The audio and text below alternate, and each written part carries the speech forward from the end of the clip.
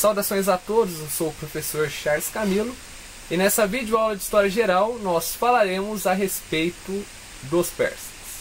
Eu desejo a você uma boa aula e bons estudos. Bem, primeiramente trabalhando a localização dos persas. A Pérsia era uma região que estava localizada a leste da Mesopotâmia, onde hoje corresponde ao Irã. Sendo assim, por volta de 1300 a.C., dois povos se estabeleceram na região, os medos e os persas, dando origem a dois reinos independentes. Então nós temos que levar em conta que os medos, eles dominaram os persas até o século 8 a.C. Após o século 8, ocorreu o inverso. E é importante frisar que o Império Persa, ele certamente formou um dos maiores impérios da antiguidade. Era um império que abrangia regiões que se estendia desde o Egito até partes da Índia. O fundador do Império Persa foi o rei Ciro o Grande, cujo reinado foi de 549 a 529 a.C. Então, durante esse período, foi o período em que houve a expansão para o oeste. Ciro foi responsável por conquistar a Babilônia, a Palestina e a Fenícia. Tanto que Ciro, ele foi responsável por libertar os hebreus do cativeiro da Babilônia e permitir a sua volta para a Palestina. Ciro, ele foi sucedido por Cambises, e o Cambises, ele foi responsável por conquistar o Egito. Cambises, ele é sucedido pelo rei Dário, e durante o governo do rei Dário, certamente ele assinala o auge do Império Persa.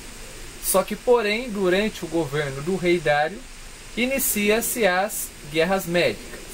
Guerras Médicas foi uma série de guerras entre os persas e os gregos pelo domínio do mar Mediterrâneo e o mar Jônio.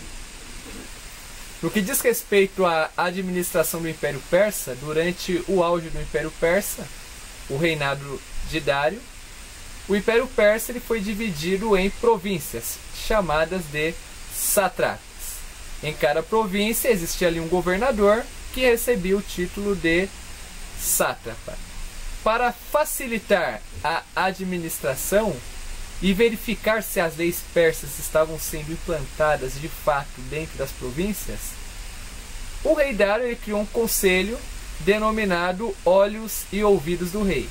Então esse conselho era encarregado de fiscalizar o trabalho dos sátrapas e transmitir informações ao rei sobre a administração. O Correio Real Persa era uma rede de cavaleiros que entregavam as mensagens de ponta a ponto até chegar ao destinatário. Então nós temos que levar em conta que para que ocorresse esse Correio Real, o governo persa ele construiu muitas estradas. A principal estrada era a Estrada Real, com mais de 2.500 quilômetros, que ligava as cidades de Susa, a capital do Império, até Sardes. Os motivos que assinalam a queda do Império, nós podemos mencionar as tentativas frustradas da invasão da Grécia, as rebeliões internas que colaboraram para o enfraquecimento do Império e, por fim, a conquista do Império em 331 a.C. por Alexandre o Grande, o rei da Macedônia. Agora falando um pouquinho dos aspectos religiosos. No que diz respeito à religião, inicialmente os persas eles eram politeístas. Eles acreditavam em vários deuses. Só que, porém, aproximadamente no ano 1000 a.C., Na Pérsia surge a figura de um profeta denominado Zoroastro. Zoroastro, ele desenvolve uma religião pautada no monoteísmo ético, ou seja, no dualismo. Essa religião ela ficou conhecida como zoroastrismo. O zoroastrismo era uma religião dualista que acreditava que existiam duas forças que regem o universo, dois deuses. Um deus do bem, Ahura Mazda, e um deus do mal, Ahriman. Então, se as pessoas quisessem ir para o paraíso, deveria fazer aquilo que o Deus bom ensinava.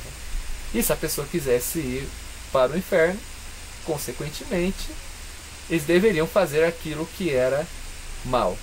E a cultura persa ela foi uma fusão da cultura egípcia com a cultura da Mesopotâmia.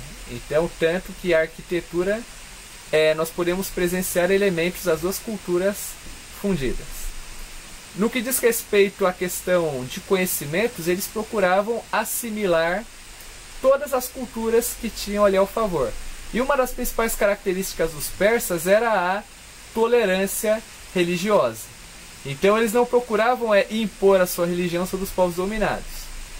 Eles procuravam assimilar o que tinha de bom cada região dominada para criar em si a cultura persa. Bem, por aqui eu encerro esta videoaula. Eu espero que vocês tenham gostado e até o próximo episódio.